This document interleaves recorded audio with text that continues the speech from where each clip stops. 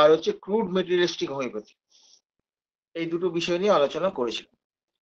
যাই হোক, প্রথমে হোমিওপ্যাথিস্টের পক্ষ থেকে আমি অমরনাথ চক্রবর্তী আপনাদের সাদর সম্ভাষণ জানাই এবং প্রীতি শুভেচ্ছা জানিয়ে আজকের বক্তব্য শুরু করছি। তা আজকের যে আলোচনাটা যেটা হবে তার আগে একটু বলে নেওয়া দরকার, নাহলে আমরা কিন্তু বুঝতে পারবো না। সেটা হচ্ছে কি যে এই যে আমরা ক্রুড মেটেরিয়ালিস্টিক যে হোমিওপ্যাথিটার কথা আমরা বলেছিলাম, সেইটা মূলত এরা কি করে, যে জড়বাদী চিন্তা ভাবনা, ওই 12 পোটেন্সির উপরে এরা যায় না কথা, ওইটাই ঘোরাফেরা করে, ওটাই ঘোরাফেরা করে। এবং হ্যানিম্যানও এই 30 পর্যন্ত করতে বলেছেন। যেহেতু ওটা 12 পরে আর পাওয়া যায় না, কেমিক্যালি পাওয়া যায় না, সেই জন্য ওটাকে ওইভাবে বলা হয়েছে।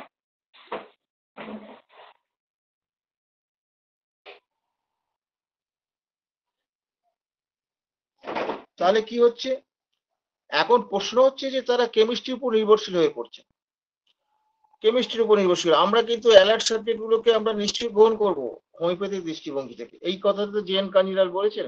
এবার আজকেও যে আলোচনাটা যেটা প্যারালাইসিস হোমিওপ্যাথি, এটা কিন্তু জে এন কাঞ্জিলালেরই লেখা। এবার তাহলে আমরা কি তাহলে কার উপর নির্ভরশীল হব? কেমিস্ট্রির উপরে? কেমিস্ট্রি কি হোমিওপ্যাথির মতন? তাই কি? এই যে লোহা, লোহা লোহা লোহার গল্প আপনারা সবাই জানেন, জলে রেখে দেন, বাইরে ফেলে রেখে দেন, জং পড়ে যাবে লোহা। তা বা লোহার সল্ট যদি রাখেন, এরকম ঘটনা ঘটবে, কেমিক্যাল ঘটনা ঘটবে। লোহা তো আপনার মধ্যেও আছে, আয়রন আছে, তো হিমোগ্লোবিনের মধ্যে আছে, সে তো জলের মধ্যে ডুবে বসে আছে। ওই দেখান দেখিনি সেখানে জং ধরেছে কিনা, জং ধরলে আমরা বাঁচবো কেউ? প্রতিটি ক্ষেত্রে কিন্তু এই ডায়নামিক এফেক্ট আর কেমিক্যাল এফেক্ট বা তার ফিজিওলজিক্যাল এফেক্ট, যেটা এই এফেক্টের সঙ্গে এটা মেলে না, মেলে না। যেমন ধরুন আমাদের যে চরিত্র, আমাদের যে মানুষের যে চরিত্র, আমাদের চরিত্র কিন্তু বহুমুখী চরিত্র, একমুখী চরিত্র নয়। আপনি কখনো বাবা, আমি সন্তানের প্রতি আপনার যে চরিত্র যে প্রকাশ হবে, সেই প্রকাশ আপনার স্ত্রীর প্রতি হবে না,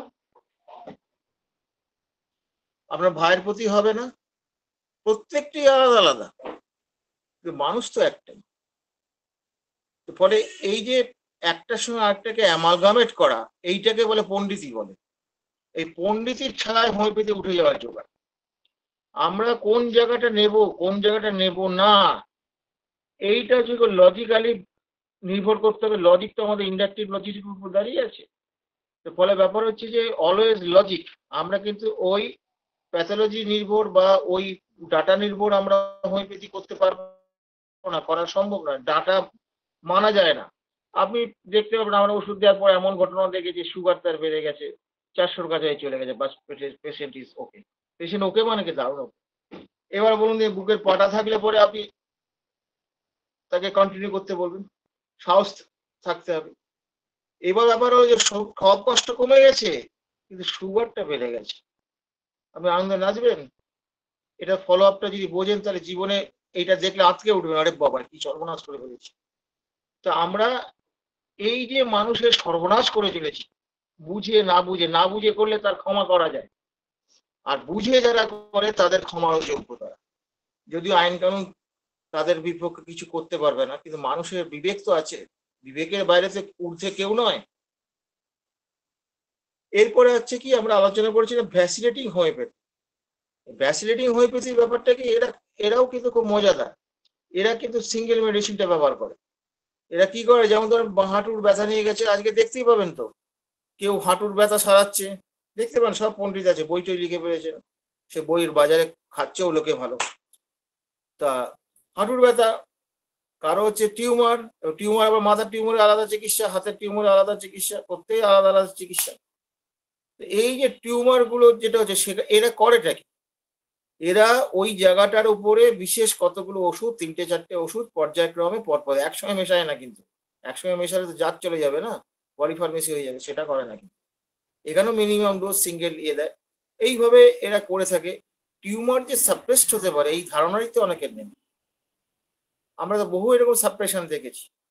আমরা এর আগের দিনও বলেছিলাম, ক্লাসের মধ্যে বলেছিলাম যে আমার গুরু ডাক্তার ডিডি ব্যানার্জির ওই স্টোনটা, কিডনি স্টোনটা কেটে দিতে 3 মাসের মধ্যে তিনি মারা গেলেন।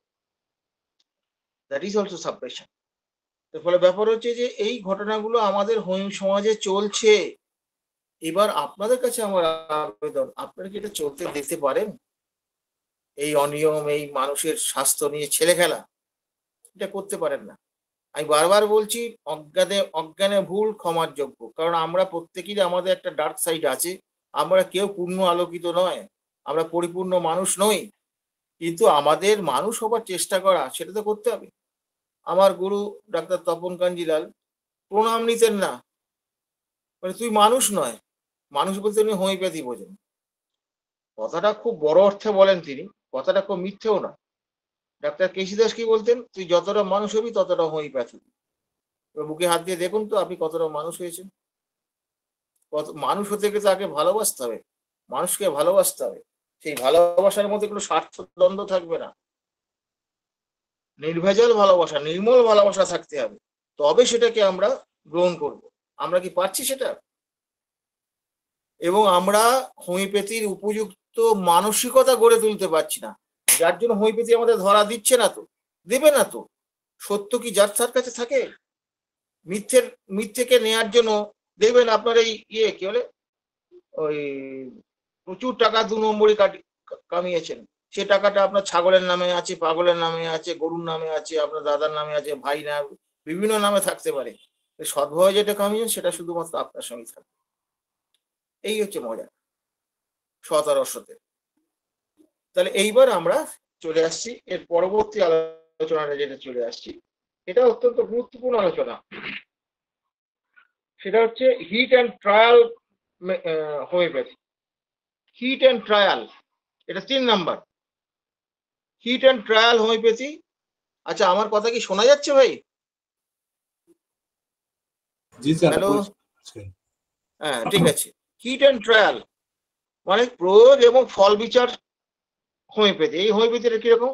এটা যে ক্রুড, এখানে জেন কাঞ্জিলাল বলেছে ক্রুড মেটেরিয়ালিস্টিক হোমিওপ্যাথি বা ফ্যাসিলিটিং হোমিওপ্যাথি, যেটা করেছে তার থেকেও এটা আরো বেশি নিকৃষ্ট মানে।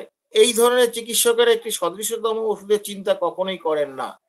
আসলে হোমিও সমাজে মেকি গবেষক পণ্ডিতের অভাব নেই, কিন্তু প্রকৃত হোমিওপ্যাথকে খুবই অভাব।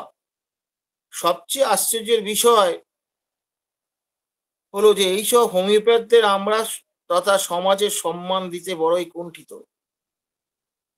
হ্যানিম্যান অর্গানটা শুরু করেছিল অডে সাপেরি দিয়ে। আজকে সৎভাবে যখন রোজগার করবেন, তখন রোজগার হলে পরে আপনার বাড়ির লোকটি আগে আপনাকে খোঁচা মারবে।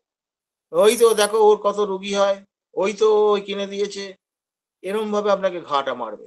মানে আপনাকে অসৎ বানাবার জন্য মাঝে মাঝে খোঁচা মারবে। এই খোঁচা মারতে মারতে আপনি পরিবর্তন হতে পারেন। আপনি তো মানুষ, আপনার তো মনুষ্যত্ব আছে, মন আছে, ভালোবাসা আছে, মান সম্মান বোধ আছে। কিন্তু ব্যাপার হচ্ছে শত মান সম্মান নষ্ট না করেও যারা সত্যের জন্য লড়াই করতে পারেন, তারাই তো মানব কল্যাণ প্রকৃত করে থাকেন। যেটা 9 নম্বর অ্যাফোরিজমে হ্যানিম্যান বলেছেন যে সুস্থ চরিত্র হচ্ছে মানব কল্যাণের জন্য। মানব কল্যাণ করলে খাওয়া পড়া অভাব হবে না কোনোদিন, এবং ভালো রোজগারই হবে। রোজগারটা হচ্ছে সৎভাবে হবে। তা হ্যানিম্যান এত বড় সম্পদ আমার হাতে তুলে দিয়েছেন। বর্তমানে এই অসৎ যুগে নিজের ভাই নিজের নয়, নিজের মা নিজের নয়, নিজের বোন নিজের নয়। আপনি দেখতে পাবেন তো চারিদিকে শুধু মরুভূমি, মনুষ্যত্বের মরুভূমি হয়ে গেছে। সেখানে হোমিওপ্যাথ হিসেবে আমাদের মরুদ্যান হতে হবে। আমরা ছায়া দেব, শীতল ছায়া দেবো, জল দেবো, তাকে বিশ্রাম দেবো। হোমিওপ্যাথের কাজ তো শুধু ওষুধ দেওয়া নয়, তার মানসিক পর্যালোচনা করে তাকে বুঝিয়ে দেওয়া যে তুমি বাবা এইভাবে চলো, এইভাবে না চললে হবে না। এটা আমরা বুঝতে পারি। এবং আমাদের এই যে গবেষক সমাজ যেটা, সেটা এই হিট অ্যান্ড ট্রায়াল থেকে বেশি উঠে আসছে। এদের গবেষণার ইয়েও আছে, সাঙ্গপাঙ্গও আছে। এবং এসব সাঙ্গপাঙ্গের সঙ্গে একসময় লড়াই করেছি, তো শুধু গায়ে মাঠটা খায়নি, কপাল ভালো আমার, সাত পুরুষের আশীর্বাদ। এখন যা অবস্থা, এখন হলে তো আমাকে পিঠে একটাও ছাড়বে না, সব পিঠে পড়বে বলাই যায়। এই হচ্ছে বাস্তব অবস্থা হোমিওপ্যাথি। মানে এইরকম একটা জায়গা থেকে আমাদের উত্তরণের চেষ্টা করতে হবে। উত্তরণটা কে করবে? আগে মানুষটা উত্তরণ হবে। মানুষটা যদি স্পেশাল ভাবে নিজেকে না তৈরি করতে পারে, বিশেষভাবে আঙ্গিকে নিজেকে না তৈরি করতে পারে, সে কোনোদিন হোমিওপ্যাথ হতে পারবে না। হোমিওপ্যাথ হতে গেলে আপনার মিউটেশন দরকার, মানে মেন্টাল মিউটেশন। এটা নিয়ে কোনো সমস্যা নেই, এটা নিয়ে কোনো সন্দেহ নেই। তা আলোচিত বিশেষ চিকিৎসকরা কি করেন? এরা কয়েকটা লক্ষণ বাছাই করেন এবং এই লক্ষণের জন্য একটি ওষুধ বাছাই করে তাকে দেন, চিকিৎসা করেন।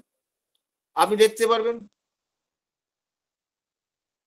দেখতে পারবেন, সায়াটিকার জন্য একটা,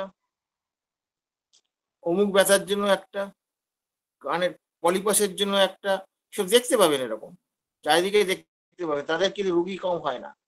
এবার আপনাকে যা ভাবতে হবে, আপনি চুরি করে খাবেন না সৎভাবে খাবেন। সৎভাবে খেলে আর্থিক কষ্ট হয়তো প্রথম জীবনে হতে পারে, কিন্তু মানসিক তৃপ্তি বা মানসিক শান্তি, যেটা বর্তমান যুগে কোটি কোটি টাকার মালিকেরও নাই, আপনি সেটা পাবেন। আমি 100% গ্যারান্টি দিয়ে বলছি, আপনি পাবেন। এটা আমার জীবনের একটা উপলব্ধি, সেই জন্য শেয়ার করছি। মানবেন কি মানবেন না সেটা অন্য কথা। তাহলে কি হচ্ছে, তারা একটি লক্ষণকে বেছে নেয় এবং এদের অভিজ্ঞতাটা কিরকম, যে এই ধরনের লক্ষণটা এই ওষুধ দিলে চলে যাবে।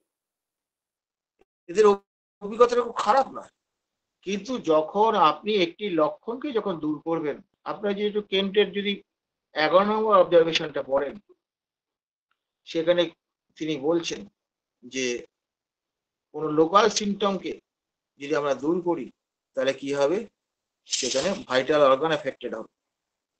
11 নম্বর পরে হবে, এবং ভাইটাল অর্গান এফেক্টেড হওয়ার আগে অনেকগুলো স্টেজ থাকে, যেটা সাপ্রেশনের বোঝা যায়। যারা অভিজ্ঞ চিকিৎসক তারা বুঝতে পারেন যে ভুলটা আমি করে ফেলেছি।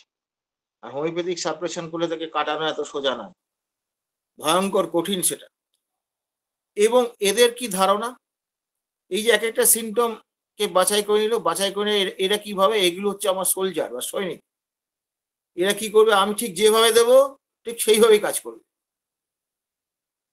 এবং সেইভাবেই কাজ করবে। আমি যেমন ভাবে তাকে চলতে বলবো সেইভাবেই চলবে। তো ফলে ব্যাপার হচ্ছে কি, যে এই এরা কি করে, রোগের যদি দুটো তিনটে যদি মারাত্মক কষ্ট থাকে, তাহলে এই দুটো তিনটে ওষুধ দেবেন। এরা পলি করতে চায় না ভাই, এরা একদম মানে নির্ভেজাল খাঁটি ভদ্র, পলি করতে চায় না। তুমি দুটো তিনটে নিয়ে এসছো তো আমি কি করবো, তুমি তোমাকে বাধ্য করেছো। আমি তো সিঙ্গেলই করি। আমি এই হাঁটু ব্যথার জন্য দিয়েছি তোমার, এই পলিপের জন্য একটা দিয়েছি।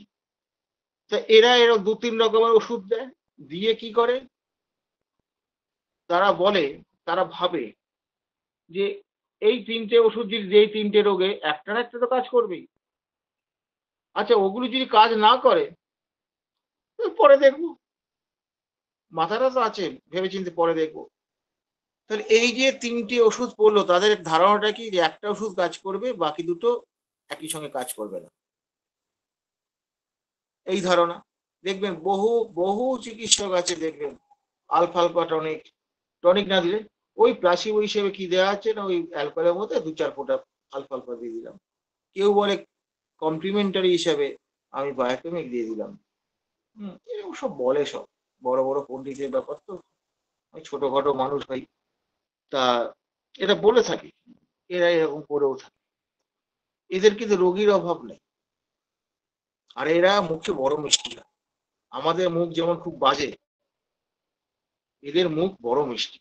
আমাদের মুখটা যতটা কটু, এদের মুখটা তত মিষ্টি। আর মিষ্টি কথা তো লোকে ভোলে ভোলে ভালো। তাহলে কি হলো, এই যে ওষুধগুলো দেয়া হচ্ছে, এটা সম্পর্কে একটু দেখা যাক। অ্যালোপ্যাথিতেও কিন্তু এক একটা ওষুধের আলাদা আলাদা অর্গানে তাদের ওষুধটা কিন্তু দেয়া হয়।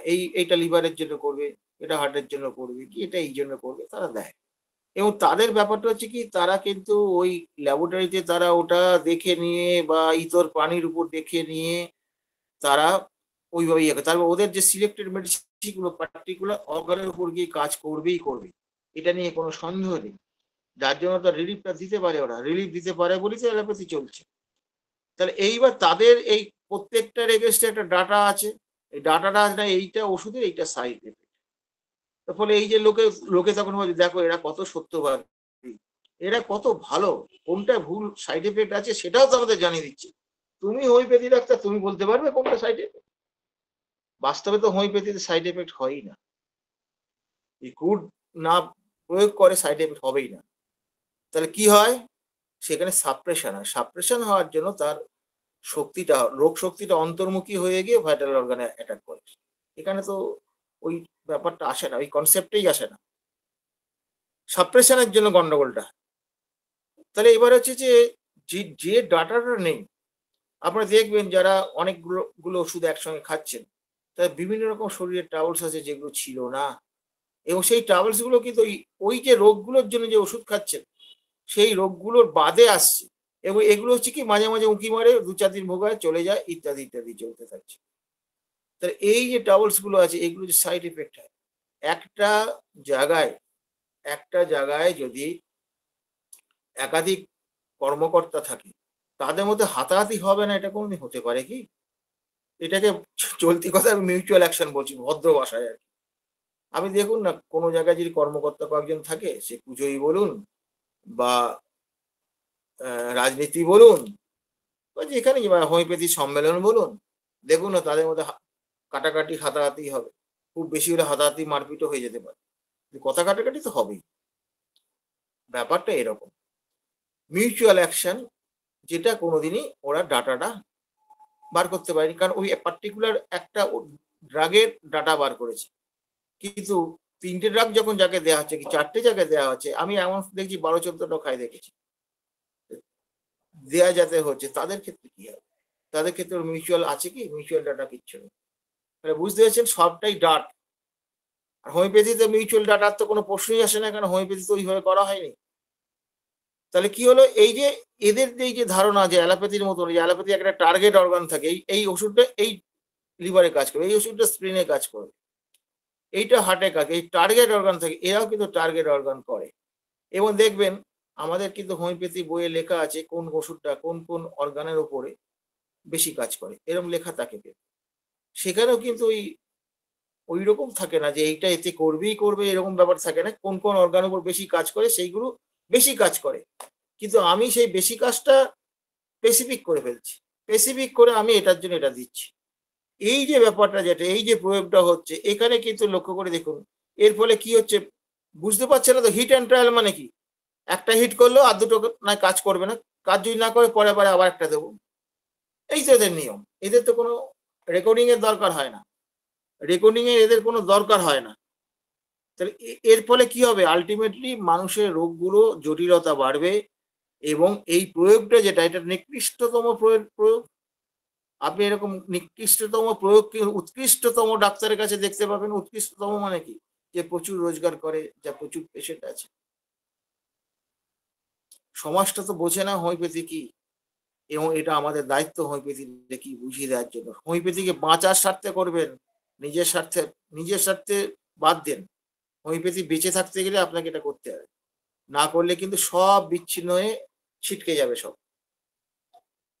আপনারা এই যে করোনার সময় আপনারা তো আ বিশাল সার্ভিস দিয়েছেন। তার ফল কি পেয়েছিলেন? ডাক্তার নাম লিখতেই পারছিলেন না। এই অত্যাচারগুলো আসবে রাষ্ট্র থেকে। কিচ্ছু করার নেই। লড়াইটা আমাদের করতে হবে। আমাদের লড়াই করার জন্যই জন্মেছি। তাহলে কি হলো? এই যে লোকগুলো যেটা আছে, এই লোকগুলো এরকম করে কেন? প্র্যাকটিক্যালি অ্যালোপ্যাথিতে যেমন হচ্ছে ওরিয়েন্টেড একটা এই অর্গানের বেশি এই এই অর্গানের জন্য এইটা, ওই অর্গানের জন্য এইটা। এই যে ব্যাপারটা আছে, এই যে শিক্ষাটা যেটা, এই শিক্ষাটা ওরা ভুলতে পারে না। এদের লক্ষ্য করে দেখবেন এদের প্র্যাকটিস অফ মেডিসিন বলুন, রোগ ডায়াগনোসিস বলুন বা প্যাথোলজি বলুন, অগাধ পান্ডিত্য। আমি এগুলো কোনো গল্প করছি না। আমি সব দেখেছি দেখেছি তো। কারণ আমার এদের সঙ্গে তো আমার তর্ক বিতর্ক হয়েছে। তো ফলে ব্যাপার হচ্ছে কি যে এই যে মানুষগুলো কিন্তু এই এলাইড সাবজেক্টের এই জায়গাগুলোতে তারা কিন্তু বিনয়ী। whereas হোমিওপ্যাথির ক্ষেত্রে তারা কিন্তু উদ্ধত। তারা বলে তোমরা আমাদের সম্মান দিতে জানো না। আমরা এইসব জানি ইয়ে করি, তোমরা তো এত জানো না। এই গল্পটা হচ্ছে এরকম। আমি এত জানি আমাকে কেন সম্মান দেওয়া হয় না? আসলে এরা অ্যালোপ্যাথিকে ছাড়তে পারে। ওই যে আজকাল দেখতে পারে না ভণ্ড লোকেরা, এই যে ভণ্ড যারা পুরোহিত যারা, তারা কি করে? নামাবলী গায়ে দিয়ে ধান্দাবাজি করে। এটা তো ভণ্ডামি। যে প্রকৃত ঈশ্বরকে ভালোবাসেন বা শ্রদ্ধা করেন বা মানেন, তার তো দেখাবার কিছু নেই, তার তো অন্তর থেকে সে তাকে উপলব্ধি করার চেষ্টা করবে। তাকে বাইরের নামাবলীর দরকার নেই, বাইরের সাজ পোশাকের দরকার নেই। সাজ পোশাক তো মূল ব্যাপার নয়, আপনার মনটাকে সাজাতে হবে। বাইরে আপনি যতই সুন্দর সাজান, মনটা যদি সুন্দর না হয়, কোনো মূল্যই নেই আপনার। এবং আমরা বাইরের সাজানোটাকে বেশি গুরুত্ব দিয়ে বসে থাকি, এইটাই হচ্ছে আমাদের সবচেয়ে বড় গন্ডগোল। এইটা গেল একরকম। এর পরেরটা আপনারা যেটা বলবো সেটা বেশ ভালোই বেশ। 4 নাম্বার, ইলিওলজিক্যাল অর ফেথলেস হোমিওপ্যাথি, অযৌক্তিক বা আস্থাহীন হোমিওপ্যাথি। কি নামগুলো বার করেছেন দেখছেন জেন কাঞ্জিলাল? মানুষটা যে হোমিওপ্যাথিটাকে কোন দিক থেকে গুলে খেয়েছেন ভাবতে অবাক লাগে। অথচ এই মানুষটাকে বহু লোক চেনেন না। ইনি কিন্তু আপনাদের দেশেই জন্মগ্রহণ করেছিলেন, এদেশে নাম করেছেন। তো এই হোমিওপ্যাথিতে কি করা হয়, এদের একটা মজার ব্যাপার আপনি দেখতে পাবেন গ্রামের দিকে বা রিমোট ইয়েতে দেখতে পাবেন, অ্যালোপ্যাথি ওষুধও দেয়, তার সঙ্গে হোমিওপ্যাথি ওষুধ। বোঝা গেছে ব্যাপারটা? আপনাকে ছাড়বে না, অ্যালোপ্যাথিরও টাকা নেবে, হোমিওপ্যাথিরও টাকা নেবে, ছাড়বে কেন আপনাকে? এই গ্রামের দিকে এই প্র্যাকটিস গুলো দেখতে পাবেন, রিমোট জায়গায় আমি এরকম দেখেছি। তাদের পেশেন্ট আমার কাছে এসছে, তাদের প্রেসক্রিপশন দেখে তো আমার অজ্ঞান হয়ে যাওয়ার অবস্থা। তো এরা কি করে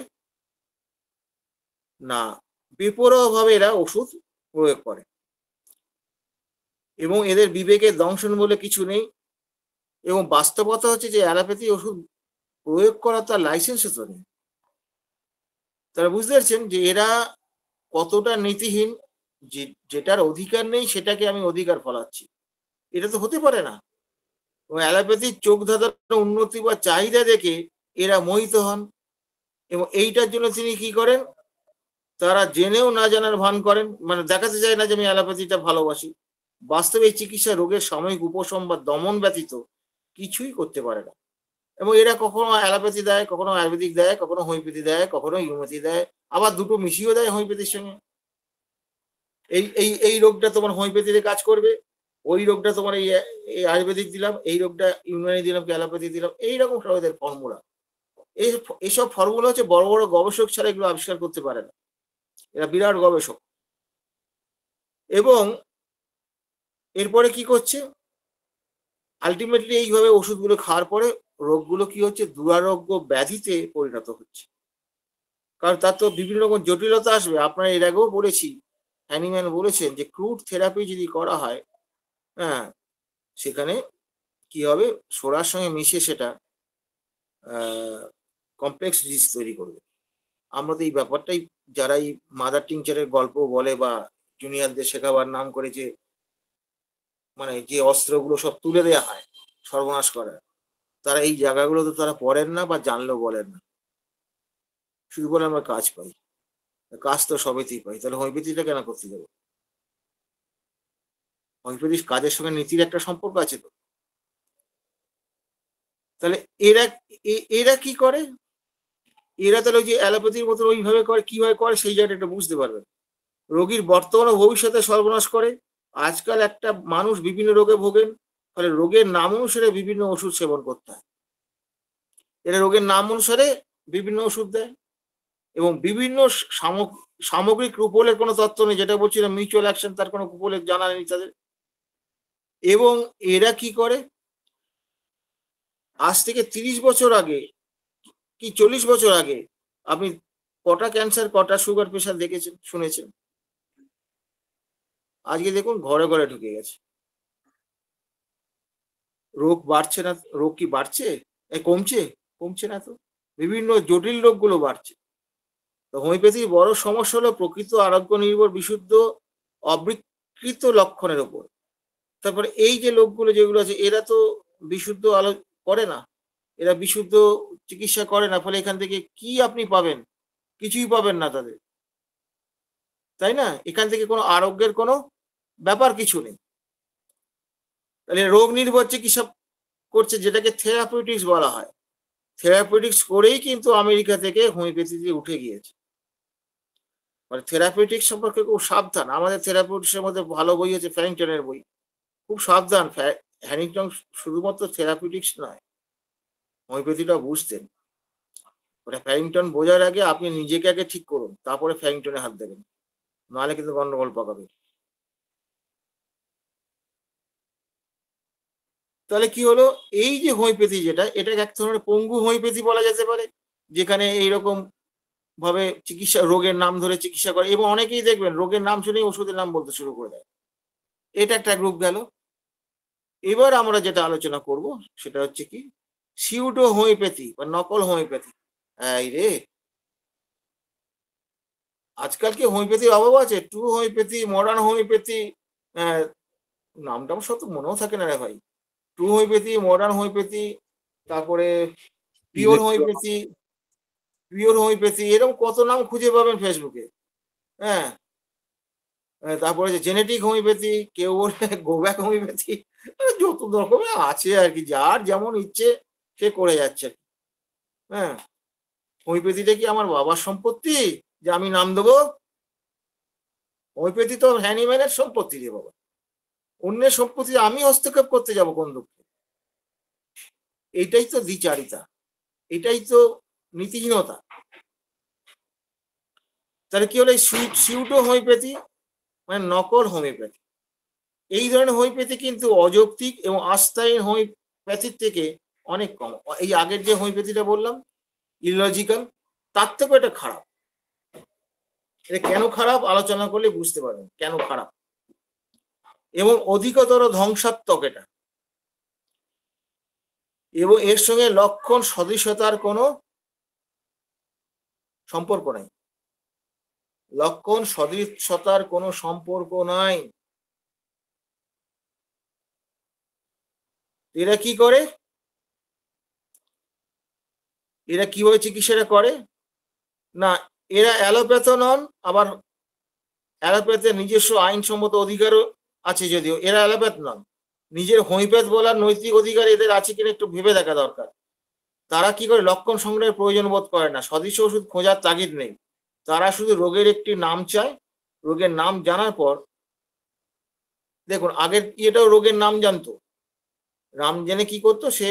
ওষুধ দিত। ওই রকম নির্দিষ্ট ওষুধ, ওই একটা মানে রোগ ভিত্তিক একটা দুটো দিত। এরা কিন্তু কি করছে? রোগ ভিত্তিক এরা করছে, এরা কি করছে?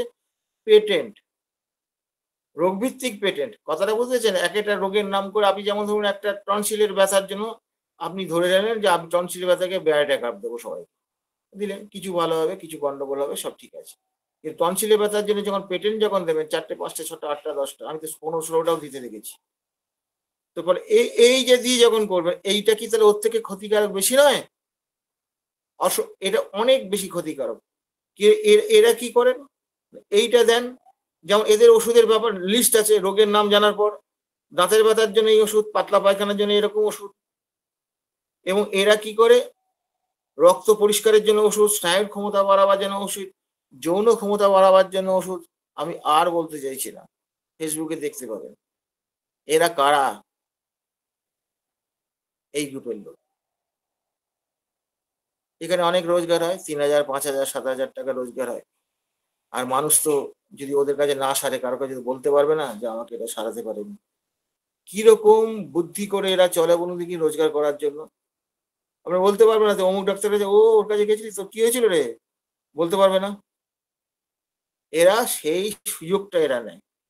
তাহলে এদের কি হচ্ছে? এই যে বিভিন্ন অর্গানের উপরে ইয়ে করছে, এবং এই ওষুধগুলো তাহলে কোথাকার? যেমন এদের ওষুধের নাম কিছু জেন কাজিরা দিয়েছেন, হার্নিয়া কিওর, হাইড্রোসিল হ্যামার, হ্যাঁ এরকম অনেক নাম দিয়েছে, কানের পুঁজের ইয়ে, তারপরে লিউকোরিয়ার ওষুধ। হ্যাঁ, এই যে ব্যাপারগুলো থাকে, এইগুলো কিন্তু ওই সব কোম্পানির পেটেন্ট ওষুধ, কোম্পানির পেটেন্ট ওষুধ। এই পেটেন্ট ওষুধগুলো কিন্তু কোম্পানিগুলো তৈরি করছে। দোষটা কাদের? আমরা প্রয়োগ করি বলি তো তারা কিনছে, তারা বলছে তো এতে আমাদের অনেক লাভ, এতে আমাদের অনেক লাভ।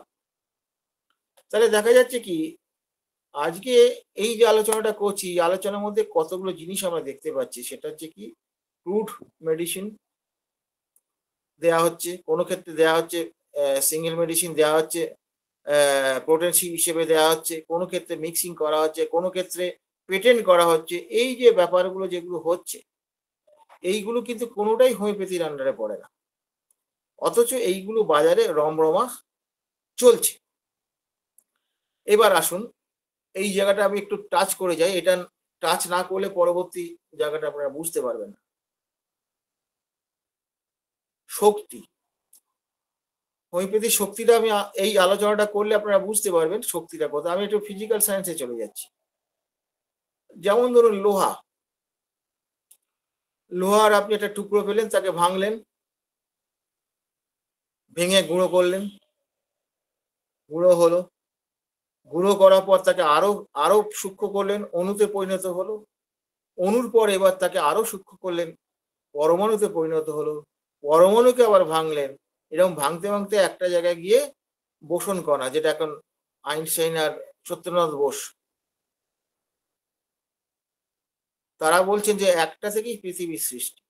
তাহলে এই যে আপনি লোহাটাকে দেখতে পাচ্ছেন, আপনার সামনে যে লোহাটা আছে, এটার শক্তি স্তর কোনটা? শক্তি স্তরে বোসন কণা, সেখানে কিন্তু সিঙ্গেল। তাহলে এই যে শক্তি স্তর যেটা যাচ্ছে, ওইটা হচ্ছে শক্তি স্তর যেটা আছে, যেটাকে আমরা দেখতে পাই। তারপরে এই যে শক্তি স্তর থেকে সবসময় ইনফ্লাক্স হচ্ছে, ইনফ্লাক্স, ওখান থেকে একটা শক্তির প্রবাহ হচ্ছে। শক্তির প্রবাহ হচ্ছে বলেই লোহাটা তার এই জড় আকার বা তার কেমিস্ট্রি এগুলোকে ধরে রাখতে পেরেছে। যদি ওইখান থেকে ফ্লোটা না হয়, এটা ধরে রাখতে পারবে না। এটা অন্য সোজা উদাহরণ দিই, যে গল্পটা আপনারা বুঝতে পারবেন। আপনারা দেখতে পাবেন অনেক লোক মারা গেছেন, হচ্ছে ওনার হার্ট ফেল হয়েছে। এই গল্পটা শোনেন তো? অনেকে মাল্টি অর্গান ফেল হয়েছে, এ কথাও তো শোনেন আপনারা। হার্ট ফেল হয়ে মারা গেছে, এসব এই গল্প তো আপনার প্রায়ই শুনেন, ছোটবেলা থেকে শুনছেন। ব্যাপারটা কি তাহলে? হার্ট ফেল হয়ে মরে কেন? বাকি সব যন্ত্র তো ঠিক ছিল। আসলে ওই যে প্রাণ শক্তি, যেটা প্রাণ শক্তি, যে ওই যে শক্তি লেভেলে আছে, ওই প্রাণ শক্তি কি করছে? এইটাই তো অর্গানের ভাষা। এই প্রাণ শক্তি কি করছে? আমাদের এই জড় শরীরটাকে অ্যানিমেটেড, মানে জীবিত করে রেখেছে। ওইখান থেকে ইনফ্লাক্স হচ্ছে, সবসময় ইনফ্লাক্স হচ্ছে। ওখান থেকে ইনফ্লাক্স হয়ে ছড়িয়ে আসছে। এইটার মধ্যে যদি সামঞ্জস্য থাকে, তাহলে আমরা সুস্থ। যখন রোগ শক্তি যখন আক্রমণ করে, ওই শক্তি স্তরে পরিবর্তনটা হয়ে এই বর্তমান লেভেলে নেমে আসে। এই বর্তমান লেভেলে প্যাথোলজি পর্যন্ত নেমে আসতে পারে। তাহলে এই যে চরিত্রগত যে বৈশিষ্ট্য, যেটা এই ইনফ্লাক্সটা, যদি তার একটা হার্ট যদি নষ্ট হয়ে গিয়ে থাকে বা ফেলিওর হয়, তাহলে ইনফ্লাক্সটা কি হবে? ওখানে গিয়ে ব্লক হয়ে যাবে। ব্লক হলেই মানুষের মৃত্যু হবে। ইনফ্লাক্সটা হার্টের জন্য আমরা বলছি বটে যে হার্ট ইয়ে হয়েছে সেই জন্য মরে গেছে। হার্টের জন্য মরে নাই, ইনফ্লাক্সটা বন্ধ হয়ে গেছে বলে মরেছে। ইনফ্লাক্সটা বন্ধ হয়ে গেছে, মরেছে। আপনারা দেখতে পাবেন, আপনি একটা ওষুধ দিয়েছেন, ওষুধ দেওয়ার পর দেখছেন হোমিওপ্যাথি ইয়ে হেরিং ল ফলো করে সুন্দর কাজ করছে, করতে করতে একটা সময় গিয়ে আর কাজ করছে না। What is the matter? এখানেও ব্যাপারটা কি আছে, ওই শক্তি স্তরে কিন্তু আপনার ওষুধটা ওখানে কাজ করছে। তার মানে কি? ওইখান থেকে ওষুধের যে ইনফ্লাক্সটা, যেটা ওষুধ ওকে ইয়েকে তাড়িয়ে দিয়েছে, ওখান থেকে মায়াজামকে কিছুটা হলে দূর করেছে ওই লেভেল থেকে। ওই লেভেল থেকে যে ইনফ্লাক্সটা আসছে, ওষুধের যে ইনফ্লাক্সটা আসছিল, সেই ইনফ্লাক্সটা বন্ধ হয়ে গেছে। এই বন্ধ হয়ে গেছে বলেই সিমটম গুলো আবার ফেরত চলে আসছে। এইগুলো কিন্তু আপনার রিপিটেশন অফ সিমটম, এটা তো আপনারা পড়েছেন, আপনার ওই case taking and follow up বইয়ে পড়েছেন। এবার বুঝতে পেরেছেন রহস্যটা কোথায় লুকিয়ে আছে?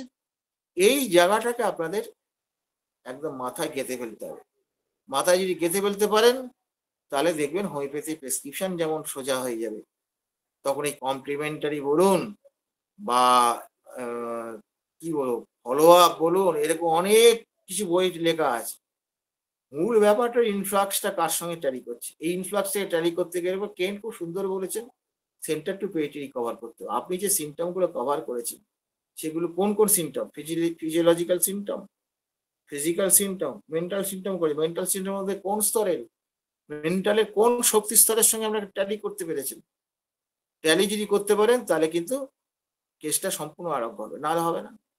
এবং মাথায় সবসময় রাখতে হবে, যেটা আমাদের ডক্টর কেন কিন্তু বারবার তার মেট্রিয়ামেট্রিকের মধ্যে কোন একটা রোগের নাম বলছেন, বলি তার সঙ্গে দুটো তিনটে সিমটম জুড়ে দিয়ে বলছেন, তাহলে এটা পালসেটিভ, তাহলে এটা হচ্ছে মেডোরিনাম, তাহলে এটা থুইয়া। এগুলো উনি করেছেন কেন? উনি পাগল নাকি? আসলে এটা আপনাদের বোঝাচ্ছে যে আপনি যাই করুন না কেন, করার পর মাথাটা ছোবে। মাথা ছোবেন মানে কি? মাথাই তো আমাদের আধার, শক্তির আধার তো। এইটাই তো সূক্ষ্ম স্তরের শক্তিটা আমার তো ওইখানেই আছে। এবং ওটা কোথায় আছে তার অ্যানাটমিক্যাল কোনো ইয়ে নেই। আমরা কিন্তু অ্যানাটমিক্যাল ইয়ে ব্যাখ্যা দিতে পারবো না। তাহলে হোমিওপ্যাথিটা কোথায়? অ্যানাটমির দ্বারা, ফিজিওলজির দ্বারা বা এমনকি ফিজিক্সের দ্বারা কোনোভাবেই আপনি সম্পূর্ণ ব্যাখ্যা দিতে পারবেন না। আংশিক ব্যাখ্যা কিছু দিতে পারেন। অনেক সময় এই ব্যাখ্যা দিতে গিয়ে বিভ্রান্তিও আসতে পারে। তাহলে হোমিওপ্যাথি সম্পর্কে ব্যাখ্যা না করে হ্যানিম্যান যেভাবে বলেছেন সেভাবে করুন। রোগী আপনাকে ব্যাখ্যা তৈরি করে দেবে। রোগীর আরোগ্য বা রোগীর যে সিমটমের মুভমেন্ট, এইগুলো আপনাকে আস্তে আস্তে এমনভাবে ম্যাচিওর করে দেবে, আপনি বুঝতে পারবেন যে এটা এই দিকে যাবে, এটা ওই দিকে যাবে। এগুলো আপনার ধরতে পারবেন। তো ফলে আমি এই জায়গাটা একটু আগে একটু তাড়াতাড়ি হয়ে গেছে বলে আমি এই জায়গাটা একটু তুলে ধরলাম, কারণ পরবর্তীকালে হোমিওপ্যাথি জায়গাটা ঢুকতে গেলে এইগুলো যদি না বলি, হোমিওপ্যাথি জায়গাটা গন্ডগোল হয়ে যাবে, বুঝতে পারবেন। তো আজকে আমি এইটুকুই বললাম। এইটুকু আরো যদি বুঝতে অসুবিধা থাকে আমাকে প্রশ্ন করতে পারবেন, এবং আমার জানা থাকলে আমি উত্তর দেব।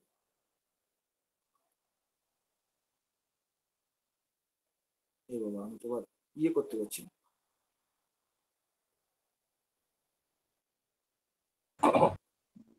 প্রশ্ন আছে কারো?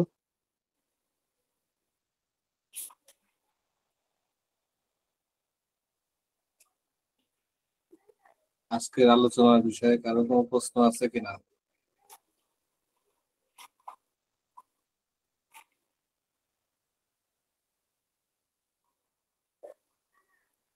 কারো কোনো প্রশ্ন থাকলে প্রশ্ন করতেই পারেন। এখন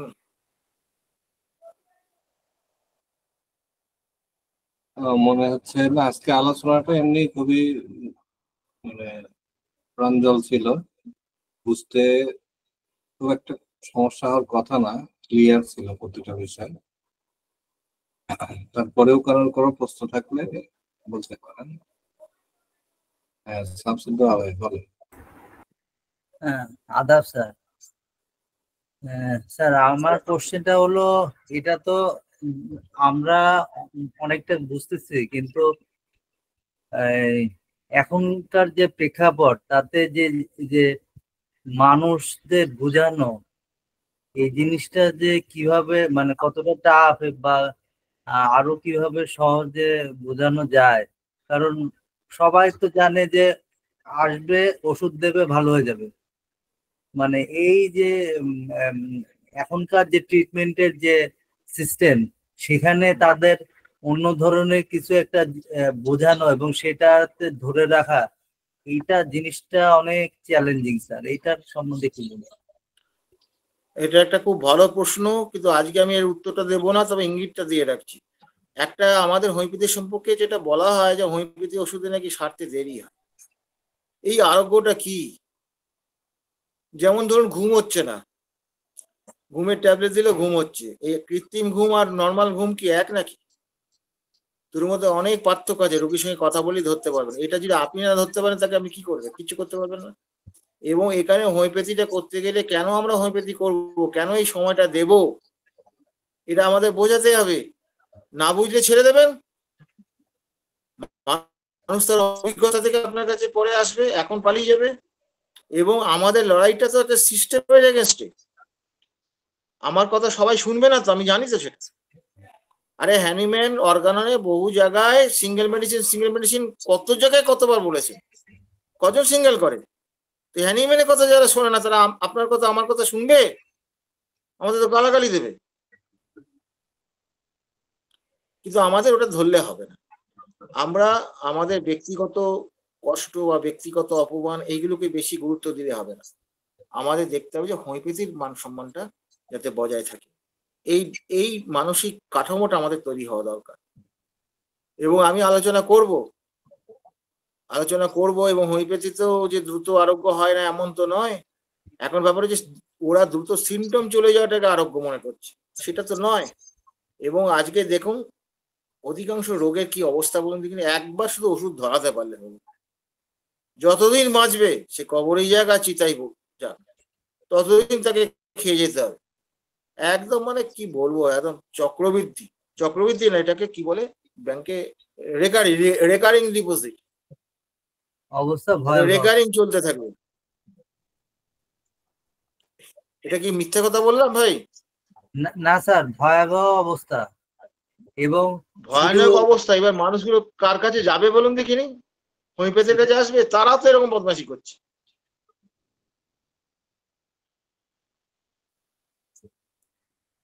আমি কি বোঝাতে পেরেছি? জি স্যার। আরে আওয়াজ নেই কেন রে ভাই? জি স্যার।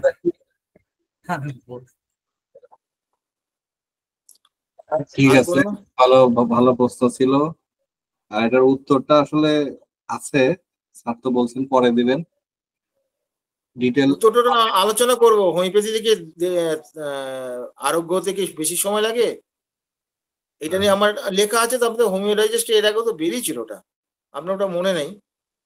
আছে হ্যাঁ ওটা। হ্যাঁ হ্যাঁ, আছে আছে স্যার, আমাদের ওয়েবসাইটটা বন্ধ আছে তো, যার কারণে হ্যাঁ হ্যাঁ, লেখাগুলো আবার পাবলিশ করা শুরু করছি ফেসবুকে, আবার করবো। আচ্ছা আচ্ছা, ঠিক আছে, করবো।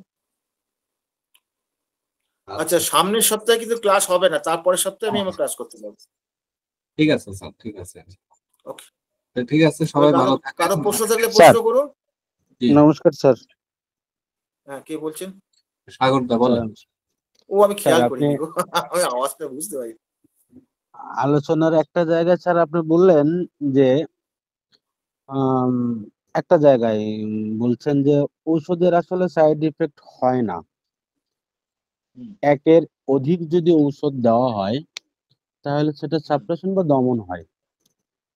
স্যার আসলেই কি সাইড ইফেক্ট হয় না? সাইড এফেক্টটা স্থূল মেডিসিনের ক্ষেত্রে হবে।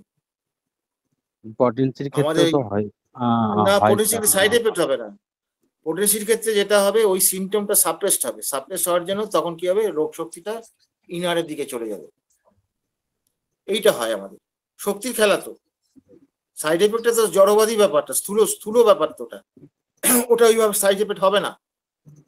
সাইড এফেক্টের আইডিয়াটা ওদের ক্ষেত্রে যেটা আছে, আমাদের আইডিয়াটা ওটা নয়। এবার ধরো আমরা যদি মাদার টিংচার যদি বিভিন্ন রকমের দিতে থাকি, সেখান থেকে সাইড এফেক্ট হতে পারে। তাও হ্যানিম্যাল সাইড এফেক্টের কথাটা বলেন নেই। উনি যেটা বলছেন কমপ্লেক্স ডিজিজ তৈরি করবে সোনার সঙ্গে মিশ্রিত, এই কথাটা বলেছেন অর্গাদা। কিন্তু আমরা পটেন্সি প্রয়োগ করলে তো স্যার দেখি, ধরেন আমি যদি ভুল করে মার্কুরিয়ার সল্ট প্রয়োগ করে ফেলি তাহলে তো বিভিন্ন উপসর্গ দেখা যায়, যেমন হ্যাঁ, হাড়ের উপসর্গ হতে ভেঙে পারে তো। পড়ে। মিনিমাম ডোজ দিলে হবে না বাবা। এই তো মিনিমাম না, ডোজ নিয়ে আমার আরোগ্যের মধ্যে লেখা আছে তো বাবা, অর্গানন থেকে। হ্যানিম্যান কি বলছেন যে মানুষ সেটা ভুল করতেই পারে, কিন্তু মিনিমাম ডোজ যদি দেওয়া হয়, ভুল করলেও ভাইটাল ফোর্স সেটাকে তাড়াতাড়ি রিকভারি করতে পারবে। ওই যে ওষুধটা দেওয়ার ব্যাপারে মিনিমাম দিতে হবে সবসময়, মানে অ্যাকর্ডিং টু পেশেন্ট। হুম, কি মানা গেল না? না, সাইড এফেক্ট নেই বললাম, মানা গেল না, তাই তো? না, একটু একটু একটু কনফিউশন আছে স্যার। কনফিউশন আছে তো, আস্তে আস্তে কেটে যাবে বাবা। অর্গাননেই সব বলা আছে, আস্তে আস্তে কেটে যাবে। ওইভাবে হয় না। আমি বলছি তো, আজকে একটা সিমটম, একটা হাঁটুর ব্যথা আমি সারিয়ে দিলাম। আচ্ছা, ও হাঁটুর ব্যথা ছেড়ে দাও, আমি একটা একজিমা সারিয়ে দিলাম। প্র্যাকটিস অফ মেডিসিনে লেখা আছে আননোন ওয়েতে সেটা কি করবে, শ্বাসকষ্ট তৈরি করবে। তাহলে ওটা কি সাইড এফেক্ট হয়েছে? না তো। ডিরেকশন অফ পাওয়ারটা, সেটা ভাইটাল অর্গানের দিকে ইয়ে করে। পাওয়ারের নিয়মটা কি, সেন্টার টু পেরিফেরি, ওই ইনফ্লাক্সের কথাটা বললাম না, ওই ইনফ্লাক্স থেকে, ওই সূক্ষ্ম তোমার শক্তি স্তর থেকে ফ্লোটা হয়ে একদম লোকাল স্তর পর্যন্ত, মানে তোমার মানে ইয়ে আর কি, এই তোমার বডির প্রতিটি অংশে ওটা ছড়িয়ে পড়বে। এইটা হচ্ছে নিয়ম। এবার তাহলে কি ওই যে শক্তির যে ইনফ্লাক্স যেটা হচ্ছে, ওটা তোমার প্রাণ শক্তির ক্ষেত্রে ইনফ্লাক্স হবে, রোগ শক্তির ক্ষেত্রে ইনফ্লাক্স হবে। তাহলে ওই যে ইনফ্লাক্সটা যেটা আছে, এটা যদি আমি ইনফ্লাক্সটা তোমার যেমন ধরো হাঁটুতে হচ্ছিল, হাঁটুতে তোমার পেন হচ্ছে, এটা রোগ শক্তির ইনফ্লাক্স। তুমি ওটাকে কি করলে, ওষুধ দিয়ে হাঁটুর ইয়েটা এমন একটা ওষুধ সিলেকশন করলে কয়েক ঘন্টার মধ্যে চলে গেল, কয়েক ঘন্টার মধ্যে চলে গেল। আমি তো এমনও দেখেছি যে ওই হাঁটুর ব্যথা চলে যাওয়ার পর তার কিডনি ট্রাবলস, তারপর তার ওই ইয়ে কি বলে প্রস্টেটেড ট্রাবলস দেখেছি, মেনস্ট্রুয়াল ট্রাবলস দেখেছি, এগুলো কিন্তু আমরা পার করেছি। এবং ওই হাঁটুর ব্যথা কয়েক গুণ আকার নিয়ে ফিরে এসছে, সেটাও আমরা দেখেছি। তাহলে এইটাকে সাইড এফেক্ট বলবো না শক্তির রূপান্তর বল? শক্তিটা ডাইরেকশনটা চেঞ্জ হয়ে গেছে, ডাইরেকশন অফ কিওর বলি না আমরা। ডাইরেকশন অফ কিওর কখন হবে? যখন সেটা পজিটিভ হবে।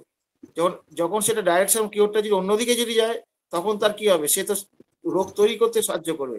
রোগ তো কোনো ইয়ে করে না, কোনো স্থূল কোনো বস্তু রোগ তৈরি করে, এটা তো হোমিওপ্যাথির জায়গা নয়। হোমিওপ্যাথি কি বলছে? সূক্ষ্ম থেকে রোগ শক্তি, আর সূক্ষ্ম বলতে এখানে রোগ শক্তিকে বলা হয়েছে, তিনটে মায়াজনকে বলা হয়েছে রোগ শক্তি থেকে।